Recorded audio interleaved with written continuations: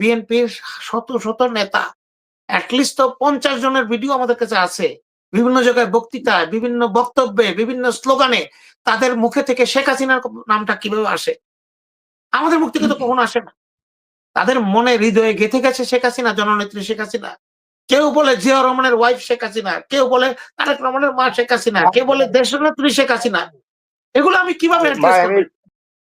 যদি নির্বাচন জয়ী হয়, কে প্রধানমন্ত্রী হবে? কেউ বলছে মির্জা ফখরুল হবে, কেউ বলছে আমির খসরু হবে। এই দলের কি এই পরিণতি হওয়ার আমরা চেয়েছিলাম?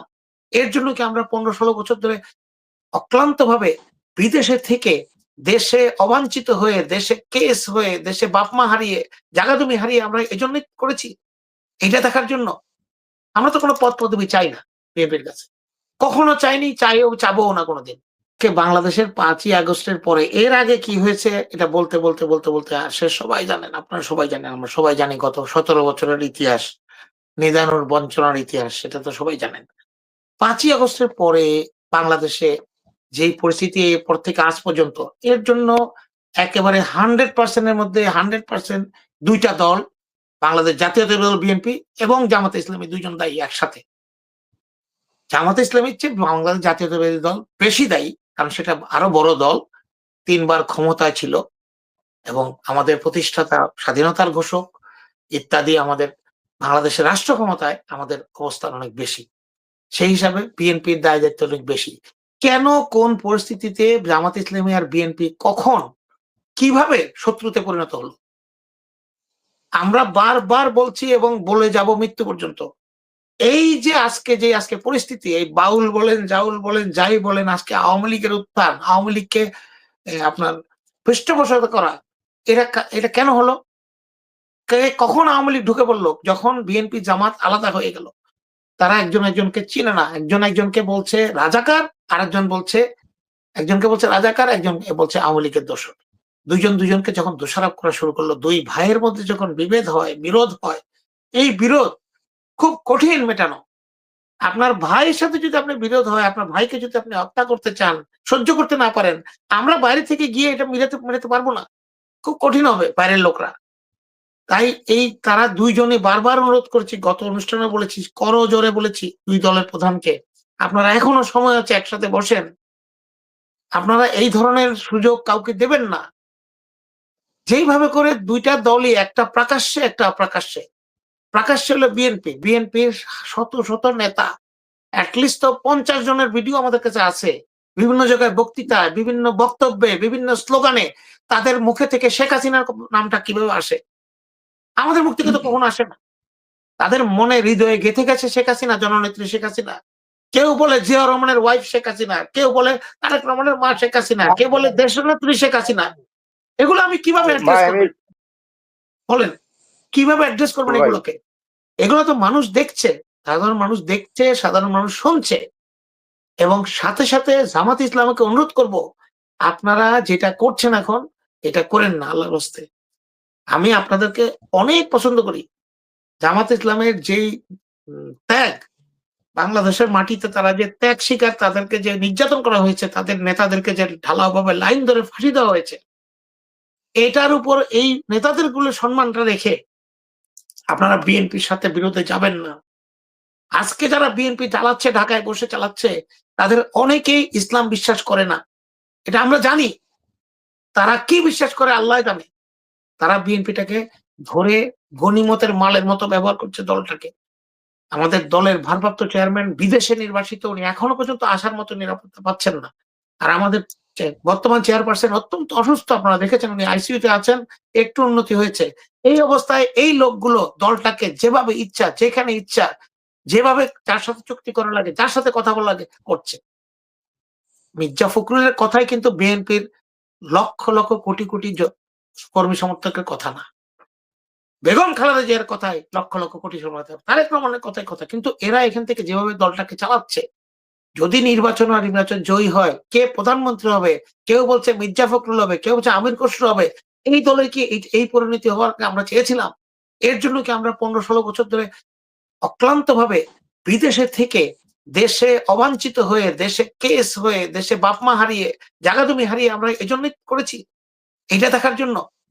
আমরা তো কোন পদ-পদবি চাই না বিএনপির কাছে, কখনো চাইনি, চাবো না কোনোদিন। কোনো আর্থিক সুবিধা চাই না, কোনো ব্রিজ কালভার্টের রোডের কন্ট্রাক্ট চাই না, ধান্দা চাই না। তাহলে তো কেন আপনারা আমাদেরকে মনের আশাটা পূর্ণ করতে পারবেন না?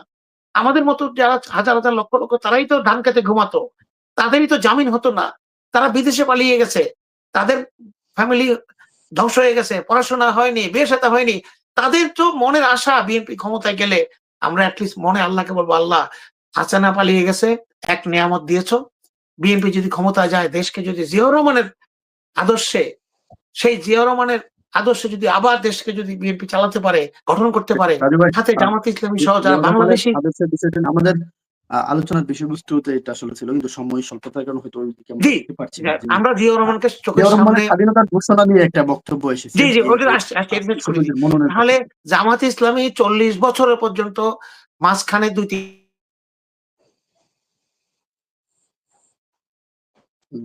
96 সালে আন্দোলনের সময় বোধহয় জামাত ইসলামী আন্দোলন করেছে তত্ত্বাবধায়ক সরকারের বলে। এছাড়া সেই জিয়া রহমানের সময় থেকে তো জামাত ইসলামের সাথে বিএনপির একটা ঘনিষ্ঠ সম্পর্ক, ভালো সম্পর্ক। কেন নষ্ট হলো সেই সম্পর্কটা? ক্ষমতার লোভে। আপনার কি গ্যারান্টি আছে যে বিএনপি বা জামাত কেউ ক্ষমতায় যাবে? বাংলাদেশে কি আদৌ নির্বাচন হবে কিনা এটা গ্যারান্টি কেউ দিতে পারবে? চুপ্পুর মতো হাসিনা নিযুক্ত করা লোক এখনো রাষ্ট্রপতি, এখনো আওয়ামী লীগের লোকজন সব ঘোরাঘুরি করছে, তাদের হাজার হাজার কোটি টাকা চুরির টাকা আছে। তারা বিএনপি জামাত সব জায়গাতে তারা চেষ্টা করছে, জামাতের সাথে বেশি পারে না, বিএনপির সাথে পারে। ফজলুর রহমানকে এখনো পর্যন্ত নমিনেশনে রাখা হলো কেন? বিএনপির 50-60টা জায়গাতে বিতর্কিত বয়স্ক অথর্ব ভূমিকাহীন লোকজনকে নমিনেশন দেওয়া হলো। কিসের কারণে? যোগ্যদেরকে দেওয়া হলো না কেন? তরুণদেরকে প্রাধান্য দেওয়া হলো না? এই কথাগুলো জবাব কে দেবে? এই কথাগুলো জবাব কি কেউ দিবে আমাদেরকে, জনগণকে? আজকে যদি যেসব নমিনেশন 52-4, 52-5 বিভিন্ন জায়গাতে যে নমিনেশন গুলো নিয়ে যে আজকে কথা হচ্ছে, যোগ্যদেরকে দেওয়া হয়নি, এদের কারণে যদি ওই জায়গায় বিএনপির বিপর্যয় হয়, জামাত ইসলাম বা অন্য কোনো দল যদি জিতে যায়, এটার দায়িত্ব কে নেবে?